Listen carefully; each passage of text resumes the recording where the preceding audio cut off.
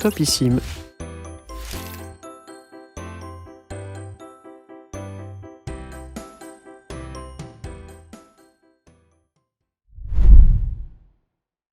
Aujourd'hui, je répète encore ma routine. Comme toujours, mon réveil me sort du lit à 7h30. Je prends mon café noir et je monte à bord de ma voiture. Comme hier et les jours précédents, je salue brièvement mes collègues et m'assieds en face de mon bureau. Je connais parfaitement chaque dossier que je feuillette machinalement. Je pousse un soupir. Je n'en peux plus d'effectuer les mêmes gestes chaque jour. Cela fait une décennie que mon travail m'ennuie et mon maigre salaire ne compense pas la fatigue que j'ai accumulée. Je n'ai qu'une envie, m'échapper de cette lassitude infernale. Je dois lutter malgré moi pour garder les yeux ouverts. Je me lève instinctivement à l'approche de 18h et je sors de l'établissement avec une mallette envahie par les fichiers au bout du bras. J'emprunte la même route pour rentrer. Je mange le même sandwich sur le chemin. Mes mains tremblent encore sur le volant. J'atteins ma limite. Une fois arrivé sur le perron de mon domicile, j'avale une poignée d'antidépresseurs et je me questionne. Pourquoi continuer à vivre comme un zombie ? Pourquoi ne pas tenter de changer mes habitudes ? Devrais-je renoncer à ma seule source de revenus ? Mes craintes s'estompent en ouvrant la porte. Je suis accueillie par ma fille, ma princesse, Lucie. C'est pour elle que je continue à me battre. Elle est la raison de ma persévérance. 22h30. Ma fatigue atteint son paroxysme. Je m'allonge tout habillée sur le lit. Je me sens comme un esclave qui vient d'être affranchi. Au moment de fermer les yeux, je me surprends à espérer ne plus me réveiller. « Mon chéri, réveille-toi, c'est l'heure d'aller à l'école. » Je n'avais pas été réveillée par une voix humaine depuis des années. En ouvrant mes paupières, je distingue une ombre déposer des vêtements sur une chaise avant de descendre l'escalier. C'est étrange. Sa voix me rappelle quelqu'un, mais impossible de me souvenir qui. Au contraire, je reconnais immédiatement la pièce dans laquelle je me trouve. J'ai passé la majeure partie de mon enfance dans cette chambre. Malheureusement, mes parents ont vendu la maison une vingtaine d'années auparavant. En me levant, je m'aperçois aussi avec étonnement que j'ai fortement rapetissé. Mes bras et mes jambes me paraissent avoir été réduits de moitié. Encore sous le choc, je me hâte dans la salle de bain afin de confirmer mes soupçons. En observant mon visage dans le miroir, le doute n'est plus possible. J'ai retrouvé mon apparence d'adolescent. Alors que je tente de comprendre ces événements, la voix de tout à l'heure se fait à nouveau entendre. « Martin, mon chéri, dépêche-toi, tu vas finir par être en retard. » Étant donné que je n'arrive pas à trouver une explication rationnelle à ce qui m'arrive, je décide de l'écouter et de me préparer pour aller à l'école. Tout en mangeant mon petit déjeuner, je jette un regard autour de moi pour mieux évaluer la situation. La personne qui m'a réveillée n'est autre que ma mère lorsqu'elle avait la trentaine. Elle est assise à côté de moi, lisant son journal.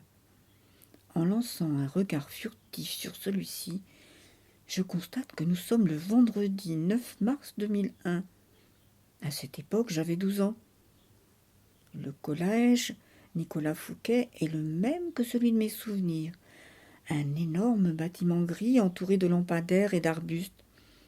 Parmi les élèves, je reconnais deux de mes anciens amis, Samuel et Maxence, ainsi qu'Hélène, qui deviendra ma femme dans une dizaine d'années. J'y retrouve aussi ma classe et mes professeurs. En rentrant à la maison, je suis accueillie par mon père qui vient de rentrer du travail. Cela me rend très nostalgique. Il faut dire que dans mon monde, celui-ci est mort depuis presque 2 ans. Après le dîner, mes parents me suggèrent de passer mon samedi après-midi en leur compagnie. Je n'hésite pas une seule seconde. C'est une occasion en or de passer du temps avec eux. Je me rends dans ma chambre et m'allonge sur le lit afin de faire le point sur cette invraisemblable journée.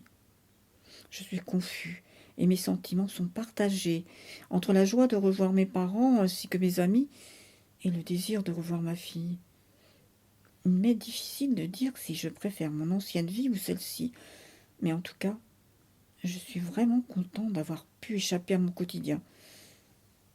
Mes parents ont décidé que nous irions passer la journée au parc communal. Je me souviens qu'à 12 ans, j'avais fréquemment tendance à me disputer avec eux. Je suppose qu'ils doivent être surpris que je me comporte aussi docilement. En mettant les pieds hors de la maison, je ressens la même sensation qu'à l'époque, un sentiment de liberté. « Nous y voilà !» s'exclame mon père avec enthousiasme. « Le parc Victor Hugo. » Comme je m'y attendais, le square est le même que dans mon passé. Des platanes délimitent ses extrémités. Je me rappelle que j'adorais les escalader, mais que je ne parvenais jamais à me hisser jusqu'à leur sommet.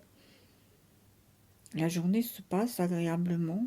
Nous pique-niquons, discutons, jouons à des jeux de société. D'un coup, il se met à pleuvoir. Nous nous réfugions sous un abribus non fréquenté. Au bout de 2 minutes d'averse sans interruption, je décide de rentrer à la maison, chercher des parapluies. Mon action semble les troubler et je mets plusieurs secondes pour comprendre ce qui les choque. Je me rappelle que quand j'étais petit, j'étais persuadée que si j'étais sous un parapluie, j'allais finir par me faire frapper par la foudre. Cette croyance provenait sûrement d'une légende que j'avais entendue par le passé. Il me semble que le recueil à l'origine de cette superstition s'appelle... Un rideau de pluie recouvre mon champ de vision. Le sol vibre violemment, mes jambes flageolent, je perds l'équilibre et m'appuie à un arbre. Tout à coup, le ciel s'éclaircit. C'est alors que je m'aperçois qu'une vague de béton, telle une coulée de lave brûlante, me fond dessus. Je me rue vers la sortie, la peur au ventre, l'esprit embrouillé. Les arbres disparaissent et une clôture métallique m'encercle. À peine ai-je retrouvé ma lucidité que j'ai le sentiment que les choses ne seront plus jamais comme avant. « Maman, papa, qu'est-il arrivé au parc Victor Hugo ?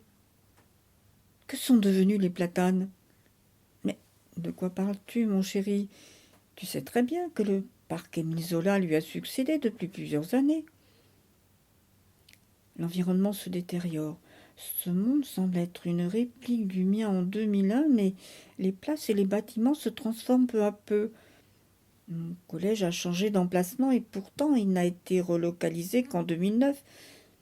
Personne ne semble le remarquer. Cela fait 2 jours que j'y réfléchis, mais impossible d'expliquer ma présence ici, malgré mes efforts. Je n'arrive pas non plus à quitter ce monde. J'ai tout essayé. Je me suis jetée sur mon lit, j'ai cogné ma tête contre un mur et j'ai même prié pour rentrer.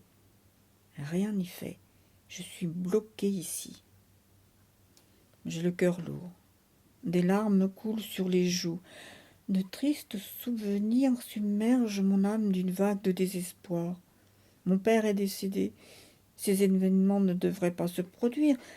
Pas maintenant. J'ai l'impression de glisser lentement vers la folie. Qu'est-ce qui se passe ces derniers temps ? Je veux rentrer chez moi, mais je ne peux pas, car je ne me souviens plus de l'adresse. Il me semble que l'univers tout entier tourne au-dessus de ma tête. Je n'ai plus de force. Je m'écroule.